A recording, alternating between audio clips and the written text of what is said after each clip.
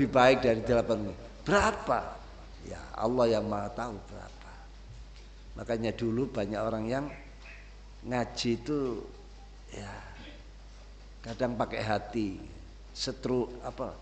kiainya hati, ilmunya ditransfer melalui hati, pulang langsung.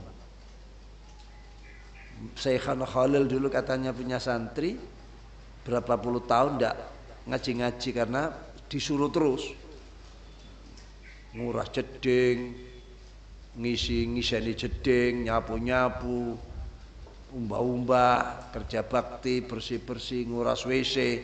Ndak ada waktu ngaji dia.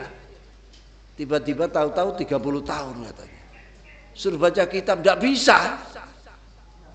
Ndak bisa wong ndak pernah ngaji karena sibuk khidmat itu saja. Terus waktunya pulang dia mau dikawinkan oleh tuanya. Suruh baca kitab ndak bisa. Sini. Dijukukno kurungan dikurungi. Wis mulya. Janji kiai dulu banyak.